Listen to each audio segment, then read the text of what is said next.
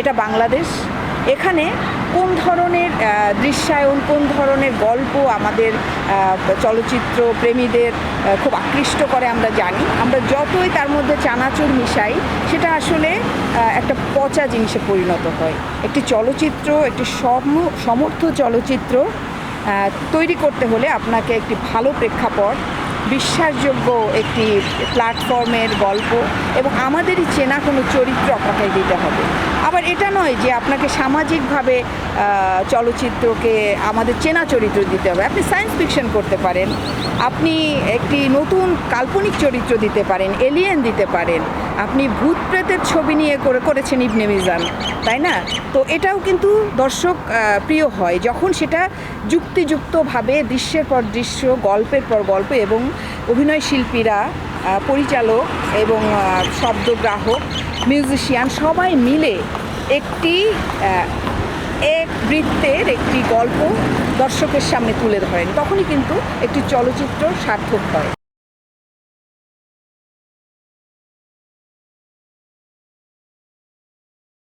তো চলচ্চিত্র সার্থকতার জন্য আমাদের আসলে অনেক কিছু ভাবতে হবে। শুধু যে ধর্ষণ দৃশ্য দিলে বা খোলামেলা পোশাক দিলেই যে হুড়মুড় করে দর্শক ঢুকবে, সেটা তো আপনি সেলফোনেই পাচ্ছেন। আপনার মোবাইল ফোনে এখন অনেক কিছুই আছে এই প্রযুক্তির জন্য। এটা প্রযুক্তির কল্যাণ হোক অকল্যাণ হোক, আপনাকে মেনে নিতেই হবে। আপনার ছোট শিশু থেকে একদম বৃদ্ধা পর্যন্ত এই মোবাইলে আসক্ত হয়ে পড়েছে। তো তারা দেখছে, তারা প্রতিনিয়ত দেখছে, কিন্তু যখন আমাদের প্রেক্ষাগৃহে এটা বৈধভাবে চালানো হবে এসব কাটপিস জুড়ে, তখন কিন্তু আমাদের সম্মানহানি হবে, আমাদের তরুণ প্রজন্ম এসব খারাপ কাজে ঢুকবে এবং আমাদের পাশাপাশি আমাদের যে সামাজিক যে অবক্ষয় আছে, সাংস্কৃতিক যে পিছু টান আছে, সাংস্কৃতিক পিছু টান বলতে যে সংস্কৃতিহীনতা, যে সংস্কৃতিকে উল্টো রথে পরিচালনা করার যে যজ্ঞ চলছে চারিদিকে, সংস্কৃতির নামে ধ্বংস, দেশাত্মবোধের নামে অপসংস্কৃতি, এগুলো রোধ করতে হবে। আমাদের নিজস্ব একটি শক্তিশালী ইতিহাস আছে, আমাদের রাজনৈতিক বিজয় ইতিহাস আছে, 1971 আছে, আমাদের প্রেমময় চলচ্চিত্র আছে, আমরা খুব সাধারণ জীবনযাপন করি, আমাদের সবুজ গাছপালা, আমাদের লাল সবুজের পতাকা। আমরা কিন্তু নদীমাতৃক দেশ, আমাদের মনোজগৎটা ওভাবে বিচরণ করে। আমরা যতই আপগ্রেডের ওই অর্থে করতে চেষ্টা করি, হলিউড কেন্দ্রিক বা বলেন যে সেই ধরনের খুব খোল্লা বিষয়, বা আমি এক্ষেত্রে উল্লেখ করব যে আইটেম সংগুলো, এই যে ইদানিং কয়েক বছর ধরে আইটেম সংগুলো সিনেমায় সংযোজিত হচ্ছে, এটা নেতিবাচক ইতিবাচক দুটি বিষয়ই আছে।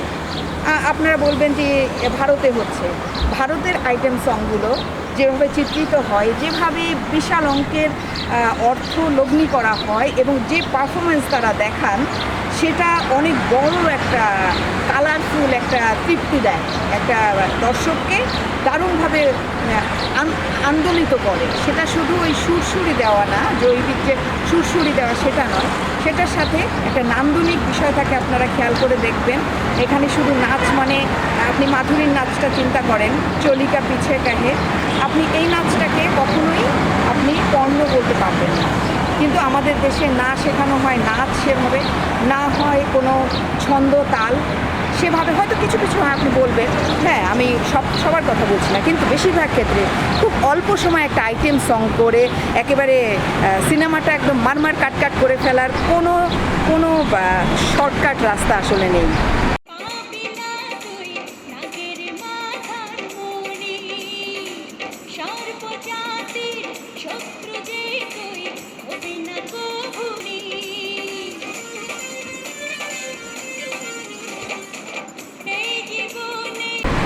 তাই আসুন আমরা সিনেমায় অযাচিত ধর্ষণ দৃশ্য টেনে চালানো বা এসব স্ল্যাং ল্যাঙ্গুয়েজ, কুৎসিত খিস্তি খেয়েও এইসব আমরা নানাভাবে কিন্তু দেখাতে পারি, নান্দনিকভাবে এবং যুক্তিযুক্তভাবে। একজন মাদক লিডার সে কিন্তু দুটো গালি দিতেই পারে এবং তার ক্যারেক্টার এটা ডিমান্ড করে, কিন্তু আপনি যদি তার আশেপাশের আরও 5টাকে, এই যে হাওয়া সিনেমার কথা বলছি, যেটা ব্যাপক আলোচিত ছিল, আবার দেখেন চলে গেছে, এসব সিনেমা চলেই যাবে, কারণ এসব সিনেমা 6 মাস 1 বছরের বেশি কারো মনে স্থান নেবে না, কারণ অযৌক্তিক একটা গল্প।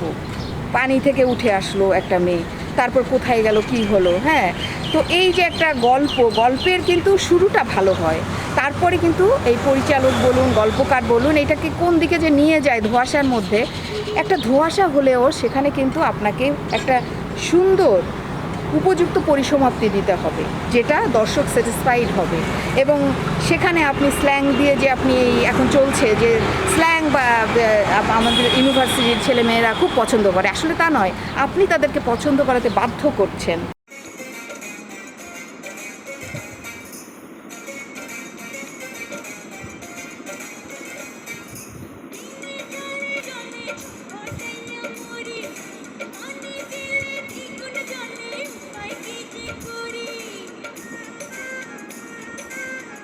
আপনি তাদেরকে খারাপ পথে পরিচালিত করতে উদ্বুদ্ধ করছেন। আপনি একটা নায়কের চরিত্রে সাকিব খান, তিনি সব সময় দেখি যে স্মোক করে আসছেন, খুব একটা মানে বারে নাচ করছেন।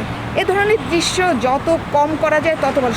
সমাজে এই সহিংসতা ছড়িয়ে পড়ছে, এগুলো দেখে একজন নায়ক, সুদর্শন নায়ক বা একজন হার্টথ্রব নায়িকা যখন এ ধরনের কথা বলে বা অযৌক্তিক কথা বলে, কুরুচিপূর্ণ ডায়লগ বলে, এবং অকারণ একটা ইউনিভার্সিটিতে যাচ্ছে, সে স্লিভলেস বলুন বা একটা মানে ধরেন যে কোনো একটা অঙ্গ মানে ইচ্ছাকৃতভাবে দেখানোর যে মনোবৃত্তি, আমরা এটা এখন বাংলাদেশ অনেক স্মার্ট বাংলাদেশ।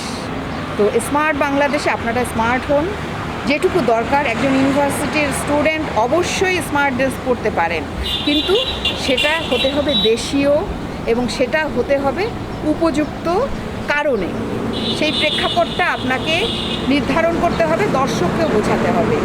এবং এই নেতিবাচক বিষয়গুলোর জন্য আজকে এই যে শিশু ধর্ষণ, নানা জায়গায় মানুষকে হত্যা করে নদীতে এখানে ওখানে ফেলে দেওয়া, এই যে একটা সমাজ বিরাজ করছে একটা অসন্তোষের মধ্য দিয়ে, সেই অসন্তোষে আপনি আমি আজ না কাল করতেই পারি, কে বলতে পারে।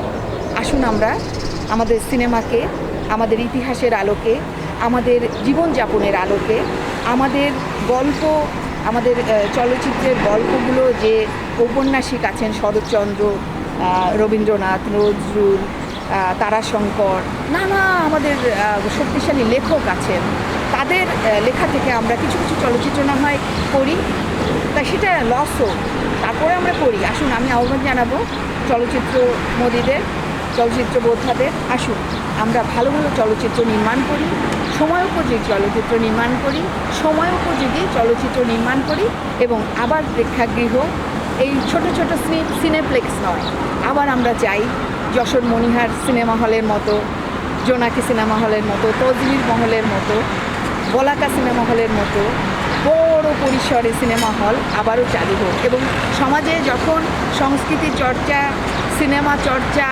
চালু হবে, আসলে তখনই আমাদের এই সমাজ কিন্তু কলুষমুক্ত হবে, সবাই কিন্তু একটা সুন্দর জগতে বিচরণ করবে। তখন কিন্তু এই যে হানাহানি বলুন, এই যে মাদক বলুন, সংস্কৃতি চর্চা অনেক শক্তিশালী একটি চর্চা, যে চর্চা আপনার সন্তানকে, আপনার ভাই বোনকে একটি সুন্দর পথে পরিচালিত করতে পারে। আমরা নাটক দেখি মহিলা সমিতিতে, আমরা চলচ্চিত্র দেখি সিনেমা হলে যেয়ে, এবং আলোচনা করি নিজেদের মধ্যে। আশা করি আমাদের আগামী সিনেমাগুলো অনেক অনেক চমৎকার হবে। সবাইকে শুভেচ্ছা।